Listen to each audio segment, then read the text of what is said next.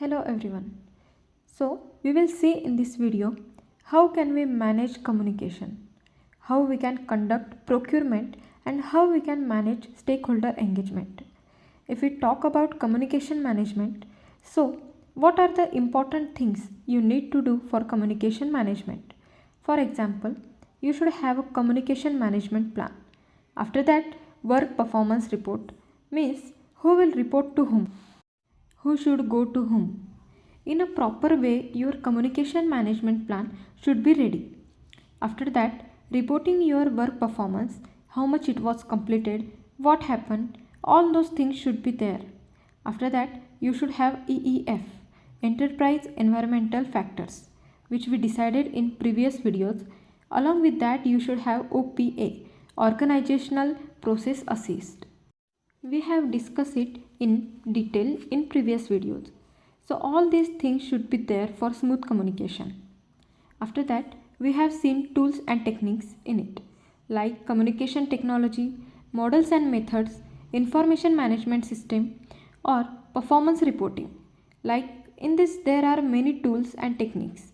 You can connect via call, via email, you can connect letters or in front of video conferencing, or directly you can meet them personally, or directly talk to them personally and communicate with them. You can do that. So, major factor is that your project security through communication. You should manage your business because if there are any details that you don't want to share with others, then those confidential details you have to find a secure medium to communicate with them, because they shouldn't leak. Like most of the time, if there are some biddings or some contracts, then the amounts are many things which are confidential.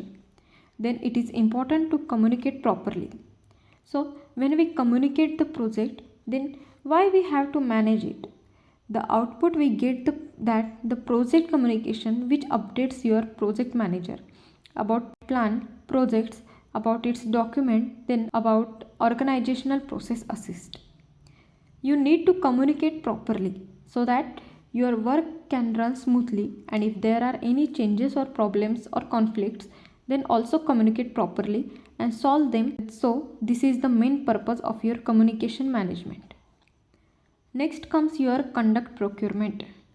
When we conduct procurement, so in the last video we also saw what is procurement and how we also hire a project manager or how to conduct it. For example, if you have a procurement plan, you have some things which you need to have an input from project management plan. What to do? How to indicate things? You need to have that project management plan, procurement documents, requirements. Then you need a predefined criteria to select the source. Then you need the proposals of seller. There are many sellers. It's not like you can take one and finalize it. So you need many sellers proposals. Then you need the complete project documents. Then make or buy decisions, means you have to make or not the procurement. So you need to make the decision. You will have to take it. After that, the last one is your OPA, which is organizational process assist, which is made for your organization. It is important for you to follow that. After taking this input, what tools can you use or you can do procurement with it? First is bidder conference, means you can bid with it, that in that. What requirements and resources you are going to take. So in that you will get the benefit of each individual after that proposal evaluation technique, which means you can evaluate the proposals from the seller and sort them out properly, which will give you benefit and you will get good quality.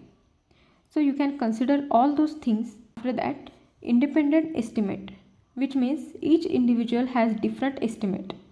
So individually you can choose it according to different estimates. Next come expert judgment. Expert advice, which you can use directly from expert analysis or directly you can use by taking advice from expert analysis. After comes advertising. Through the advertising also you can conduct procurement. Conduct analytical techniques, similar to proposal evaluation techniques. And last, procurement negotiation. You have to negotiate with them. So after negotiating, you can conduct your procurement. After negotiation, you get all the details. Okay, then what is the output you get from this? What exactly benefit you will get from this? When you will get selected sellers with this, you will get your agreements. So you will get proper resource calendar, and if you get some change request like in this, and if you get some change request like in this, we have seen in plant procurement management that if there is a change request or there is a problem in execution, then you have many options. That if you are not getting one, if you are getting a material supply, then if that is not happening, then you can see the other one. So all those things are there that help you in your procurement conduction. Next comes your manage stakeholder engagement. How to manage the stakeholders? So stakeholders work on 5 levels: leading, supporting, neutral, resistant, and unaware. So you need to be in proper coordination with all this, and you need to communicate your benefit properly with the stakeholder so that your stakeholder engagement is in your project. These are some points of your project execution.